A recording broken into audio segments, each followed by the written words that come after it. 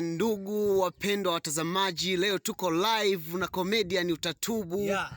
Ndiyo, Comedian Utatubu. Mashabiki zako wanahitaji kujua kitu kutoka kwako. Unatuambieje leo kuhusu mashabiki zako wanahitaji kujua kuhusu Comedian walioko mbele yako. Unatarajia nini Comedian? Hebu tuambie.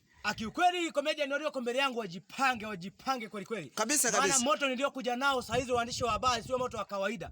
Sio moto wa kuchochea, ni moto ule ambao umewaka mazima. Bila wasiwasi. Yani Comedian asiye ambaye ana content za ovyo ovyo huko, mimi kwangu atatubu. Atatubu. Atatubu Comedian. Kabisa kiongozi. Comedian Utatubu umetuambia kwamba makomedian wenzako walioko mbele yako wajipange. Vipi kuhusu maandamano Oktoba tarehe 29? Unawaza nini juu ya hilo jambo? Maandamano ya nini? Oktoba yani? Maandamano ya nchi. Wewe, hayo tunazungumzia. Maandamano yaogope kama ugonjwa wa ukoma. Mimi maandamano yanapoendelea mimi nitakuwa Marawi huko nachunga ng'ombe. Kwa sababu nikisema niende kuandamana mimi bado naupenda ugali mwanangu. Naupenda ugali mwandishi wa habari. Na kwanza tujaje kuzungumzia habari za maandamano hapa. Uko kama mimi kiongozi.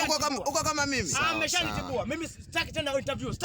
Tena kiongozi. Sitaki tena interview. Maandamano yaogope kama ukoma. Yaogope kama ukoma maandamano. Sawa Utatubu.